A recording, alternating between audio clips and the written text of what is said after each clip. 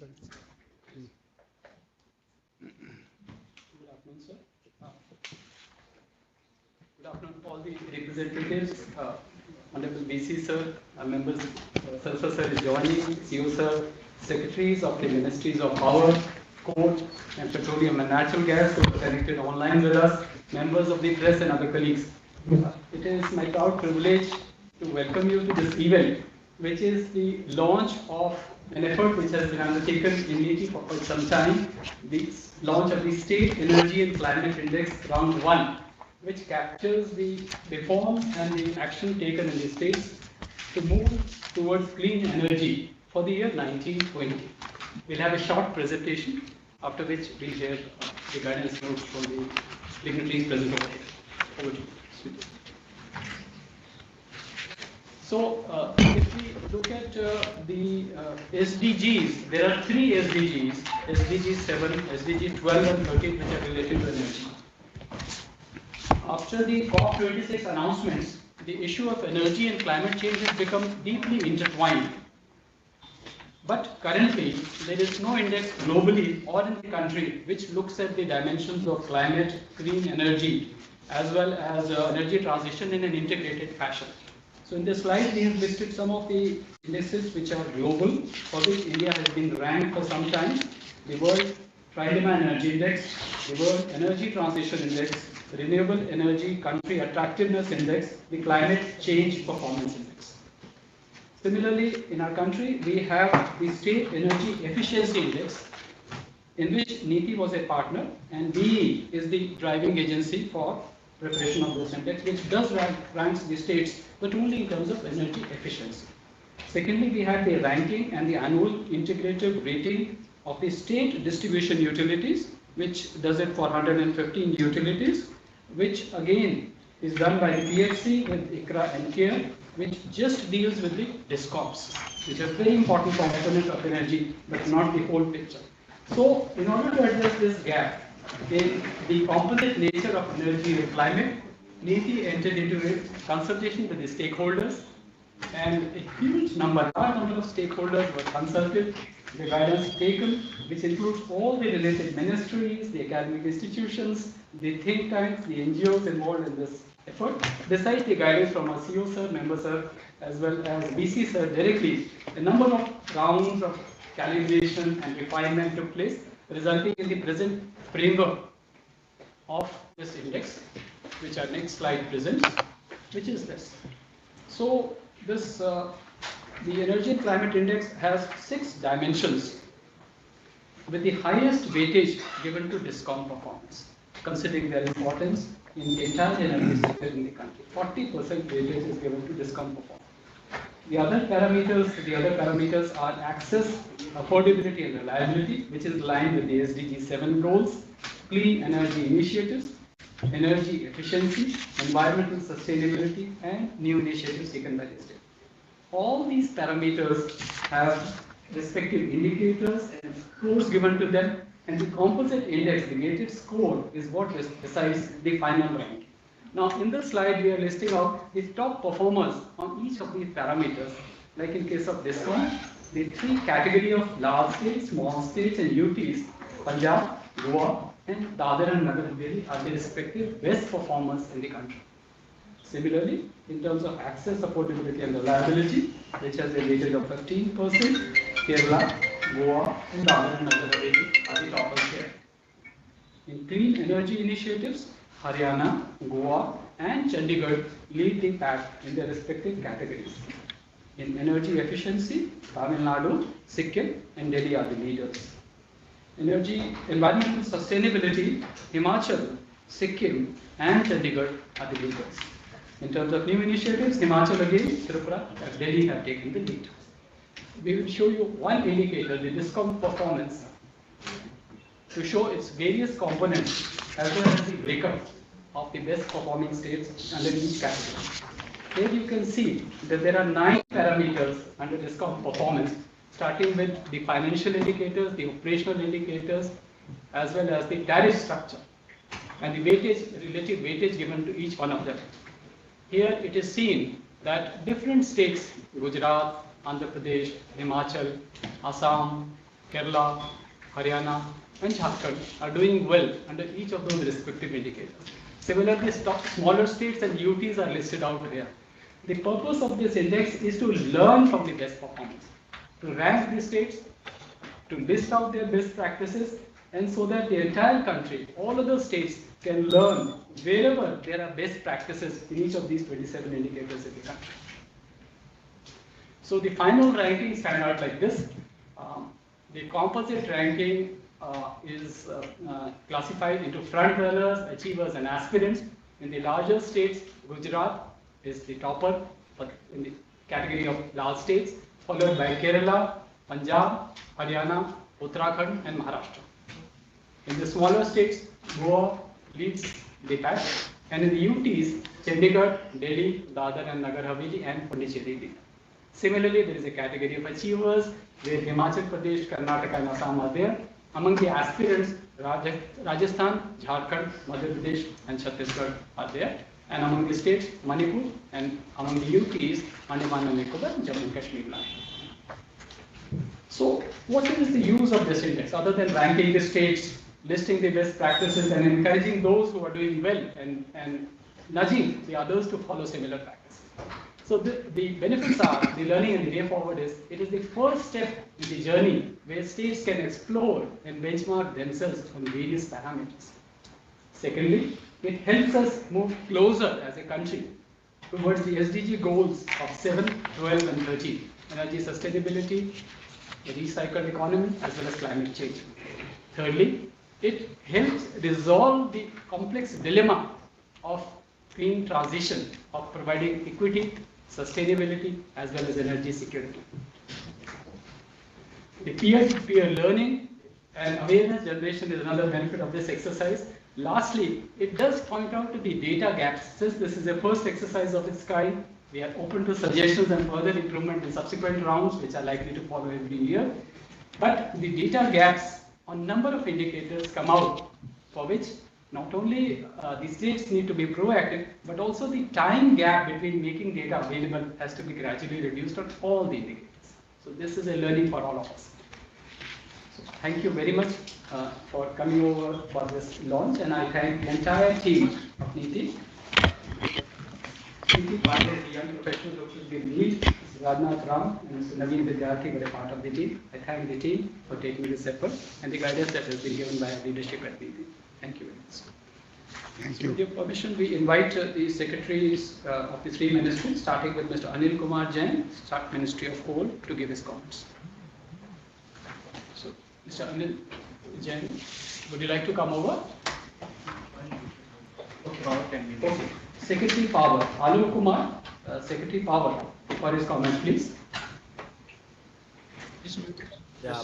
Good afternoon, sir. Honorable Vice Chairman, Niti Aayog, CEO Niti Aayog, my colleague Rakesh Sarwal and all other participants.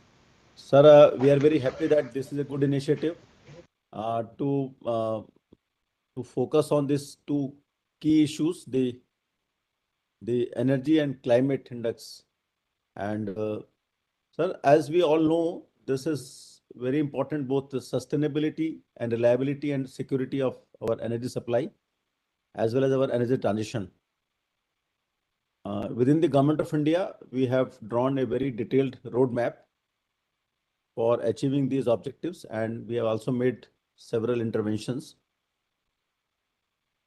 That our success will lie on two broad aspects. On the issue of the program design and implementation, we need a lot of scaling up, technology development, and also arranging the green finance for taking up these new initiatives. On the other side of the say the whole ecosystem are the states and the state utilities. Sir, you will also agree that we will not be able to invite the required investment in green energy and other technologies unless until our DISCOMs are financially sustainable. Similarly, we will not be able to implement our energy efficiency initiatives if states do not come forward proactively. So this report rightly focuses on the two broad areas of the DISCOM viability and energy efficiency initiatives. We have gone through the report, sir, and we would like to say forward or put forward some suggestions. So DISCOM viability, to restore the DISCOM viability, we have launched this reform, revamped distribution sector scheme, which has been well recognized in the report. At the same time, sir, the current the rating or the assessment of DISCOM finances is not really reflects the true picture. So Ministry of Power has almost finalized the completely revised methodology for integrated rating of DISCOMs. Sir, I will take only two examples to show. There are several utilities who have piled up huge regulatory assets, and some of them also take them as assets on their books. Whereas unless until these regulatory assets are recognized for liquidation by regulator, these assets are of no worth. Secondly, sir, their income is based on accrual basis, and we all know many of the DISCOMs, they show the huge receivables which are never going to come. So the new methodology which Ministry of Power has finalized and will very shortly come out with the integrated rating of DISCOMs on the basis of that methodology, it focuses that the rating should reflect the true picture of the DISCOMs in terms of their finances.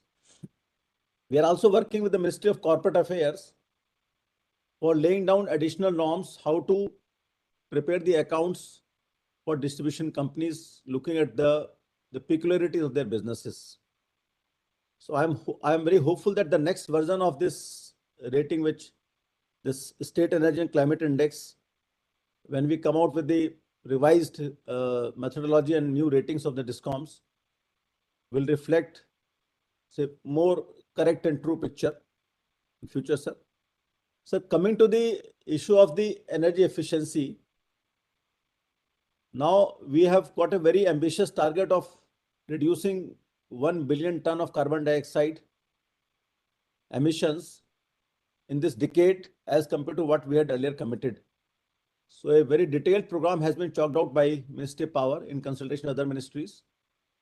So what we have realized that the states like Andhra Pradesh and Kerala, who have set up a dedicated state energy efficiency agency, the implementation of programs in those two states is far better. And we have been recommending to the states that they should set up a dedicated agency for this work. And without that, we will not get the expected results. We have also proposed this one of the amendments in the Energy Conservation Act. Meanwhile, we are also recommending to the states that the energy efficiency efforts at the state level, they have to be steered by a committee chaired by Chief Secretary, because it is a multi-sectoral aspects of industry, transport, local bodies, urbanization. So that is our recommendation, sir. Sir, we will continue to work with NITI Aayog in both, say, achieving the outcome in the areas of our energy efficiency as well as climate change, managing the energy transition. And I'm hopeful that exercise which has been taken up, and as Sarwal was also saying, that once we have more refined data next year, more validated data and better methodology, the objectives will be achieved. And I once again offer my best wishes and my congratulations to NITI Aayog team for having come out with this publication. Thank you very much, sir. Thank you. Thank you, Alok. Thank you, Alok, for joining us. Now, the other two secretaries have been called by excellent work. I invite CEO, Shri Amitabh Kanji, to give his comments and guidance. VC member Dr. Saraswat, Mr. Alok Kumar, all the distinguished guests. This is a very important index. If we look at the context today, the Ukraine war has made the world understand the importance of energy security and self-reliance. We are the third largest energy consumer and also the third largest oil importer. We are importing worth about 150 to 160 billion dollar worth of fossil fuel. This is likely to go up to 320 billion in the next 15 years. And one of the key commitments that we made was the announcement made by the Prime Minister that we'll make ourselves fossil free independent by the time India becomes 100 in 2047. And therefore, one of the key things is not only a huge push towards renewables, which we are pushing for 500 gigawatt to achieve net zero emissions by 2070, as announced in the Panchamrit at Glasgow by the Prime Minister, but using renewables to crack water and make green hydrogen so that India becomes fossil-free independent. Here we are climatically blessed, and therefore it is possible that in green hydrogen 70 to 75% of the cost is of renewable power. So we need to accelerate further renewable energy at a lower cost. 10 to 12% is electrolyzer, the balance is the balance of plant. And therefore we need to bring down the cost of green hydrogen from about $4 to about 2.5 by 2025, $4 per kg to 2.5, and then bring it down further to about $1 per kg by 2030. These ambitious targets would require a very conducive policy environment, and the role of states is really critical in facilitating the energy transition. As Secretary Power mentioned, the role of DISCOMs is very critical. If we do not have vibrant, viable DISCOMs, this transition will not be feasible. This State Energy and Climate Index will prove to be a very powerful tool for effective benchmarking of the state's performance in the energy and climate sector. It will help to all the states to identify where they need to improve and promote huge challenge and peer-to-peer learning among states. So I am truly delighted, and I want to compliment this young team in the energy division, which is a very vibrant division of Niti Aayog. I particularly want to compliment Sweetie Pandey and all the other officers who worked on this with a lot of commitment and energy. This is really demonstrates that we will we'll provide a disaggregated view of various states of India, and it consists of 6 parameters covering the entire energy and climate sector. And I am truly delighted that this is being released by the Honorable Vice Chairman today. Thank you very much. Thank you, sir. Thank you. Let me now invite Dr. V.K. Saraswat, our member energy, for his comments. Very good afternoon, Honorable Vice Chairman, Shri Dr. Rajiv Kumar ji, my dear friend and colleague, CEO Shri Amitabh Kant, and Secretary Power, and all the esteemed members who are present here today for the release of this very important energy and climate index. All of us know that India is blessed with a lot of natural resources, but still we are, for our energy needs, we are importing a lot of fossil fuels. In 2021-22, we almost imported about 100 billion worth of fossil fuels, which is not a very good sign. All of us know that lots of policy initiatives have been taken by the government of India. Synergy has been tried between the state governments and the center to ensure that we have a lot of Atmanirbharta, which is one of the major requirements of our country today in the energy sector. And I fully endorse the view of CEO where we said the recent war between Russia and Ukraine has certainly brought out the need for this kind of energy independence in this respect. Now, when you talk of energy today, what we are looking at the energy security. And the energy security and the climate, they are going together. Now, I personally believe that the main facets of the energy security are, for example, the access, affordability, and the reliability. Then we have second facet is, of course, the energy efficiency, and third major requirement is the sustainability and environment. So once these three are taken care of, if at all we are trying to do any identification of what should be done between the states and the central government for achieving the energy security, I think the indicators have to be working on and around that. So I'm happy that whatever has been tried out now as part of this developing the indicators, it takes care of all the basic elements of the energy security. But in addition to the energy security, today there is a transition strategy which is also emerging.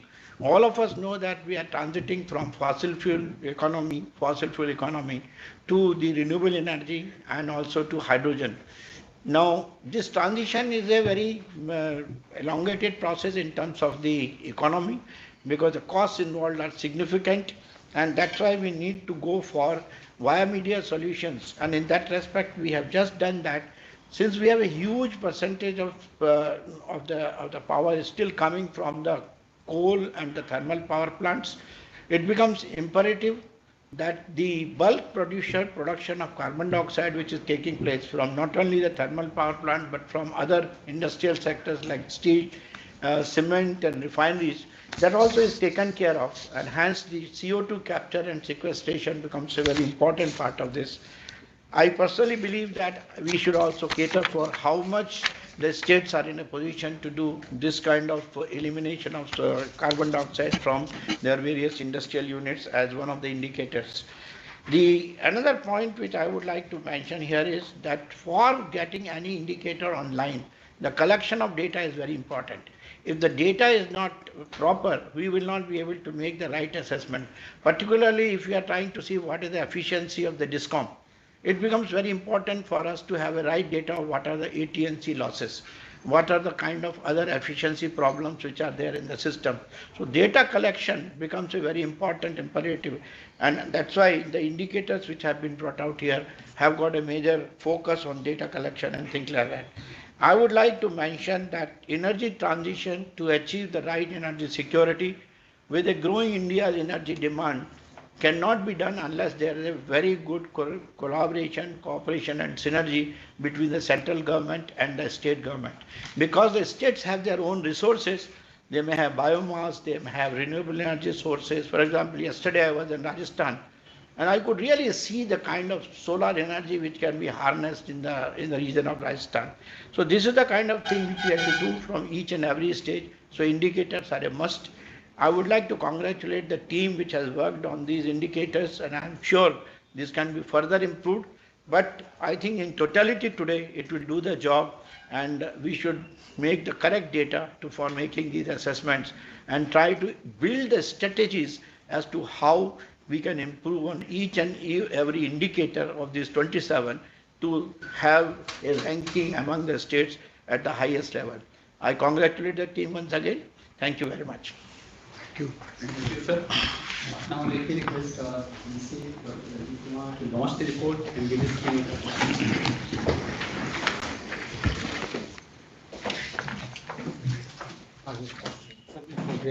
क्योंकि इधर आ जाते हैं जिसने काम किया वो भी आ गया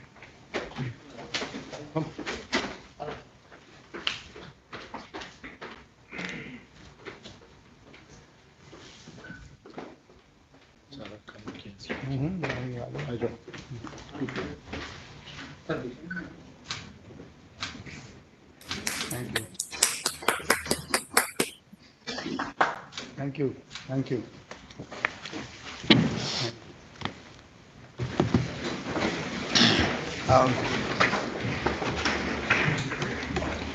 All my distinguished colleagues from Niti Aayog and other ministries, the members of the press, friends, it's really a pleasure to launch this very important index. Important simply because the Prime Minister has committed ourselves to a net zero position in 2070 and to the elimination of all fossil fuels by 2047. And I think that's a very important, but yet also at the same time ambitious target. And I'm sure an index like this, which compares the performance of the states across so many indicators and gives the best performance and puts that forward, will encourage all the states, which, as Dr. Saraswat said, are the key players in this energy transition. The energy transition is a must, it's upon us, and we have to therefore take all the steps necessary to achieve that. But we should not forget and overlook the fact that already between 1990 and 2019, our energy intensity of the GDP of the economy has almost halved. The economy grew by about 4 times, by 6 times, and the energy consumption increased by only a factor of 2.5. So actually, it's less than half, more than halved. And I think, but again, we need to go a long way forward, simply because our per capita energy consumption today is 1/3 of the global average, 33%. And this is bound to increase because as we grow and as our economy expands, and the important thing here also is that the decline in energy intensity was achieved because our economy grew at the basis of the services sector. Unlike other emerging countries, other emerging economies, where manufacturing takes a much larger share.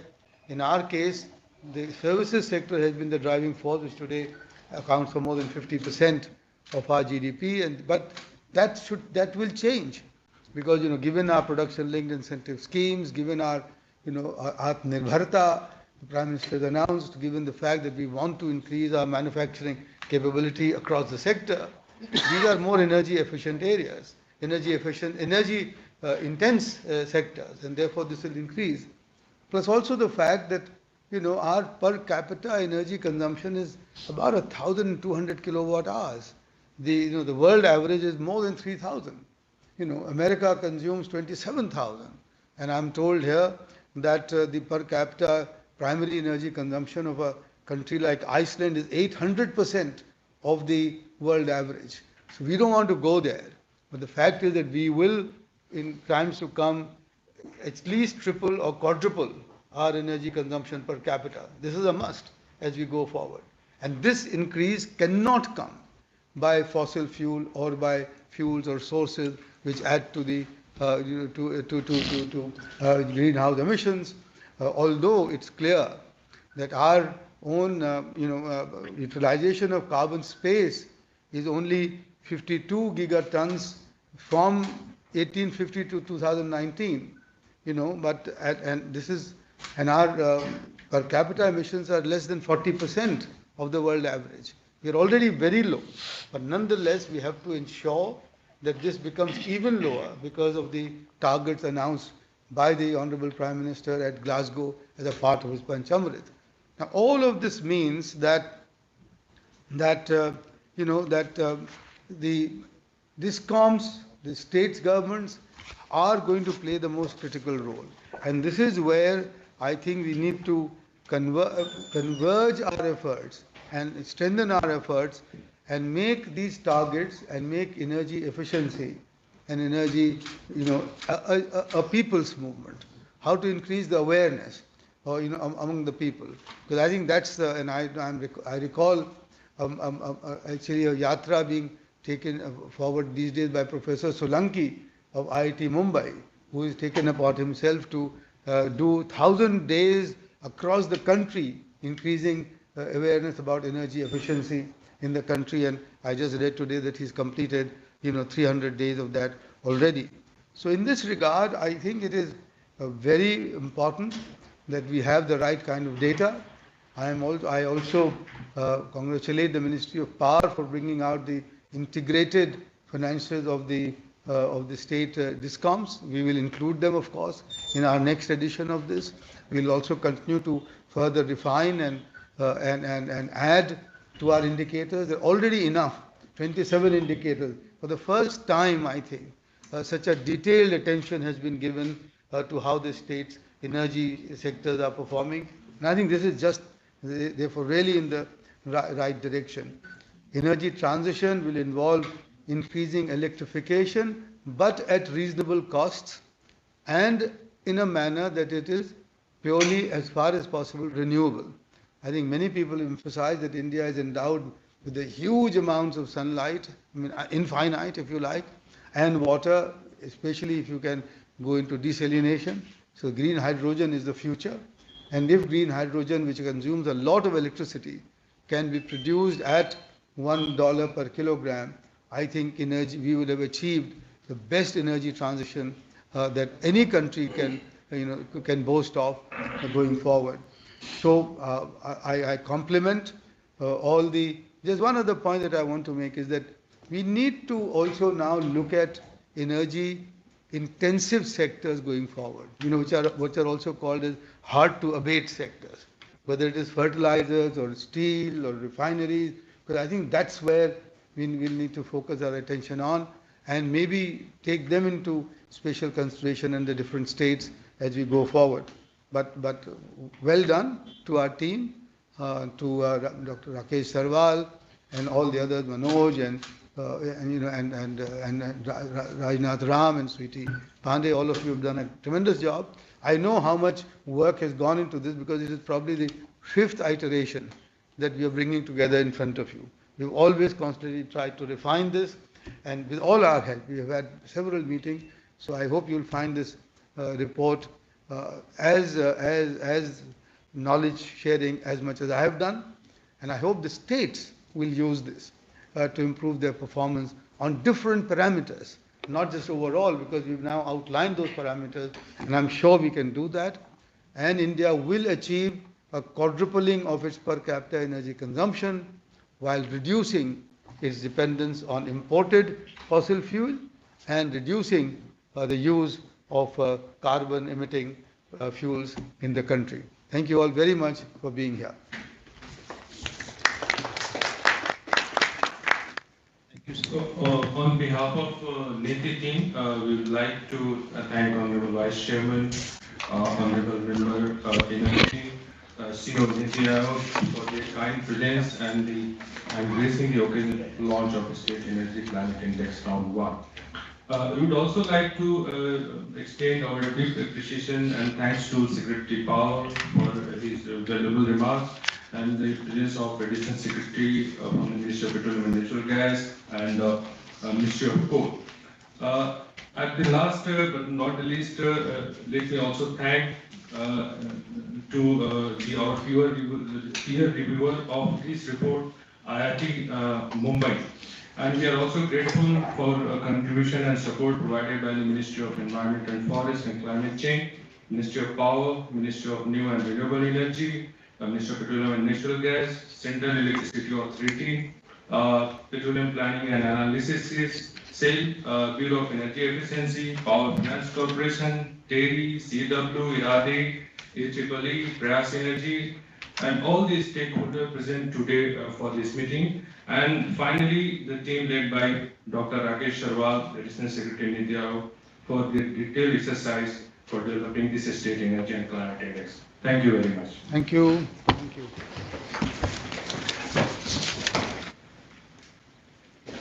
You, Doctor? Right, sir.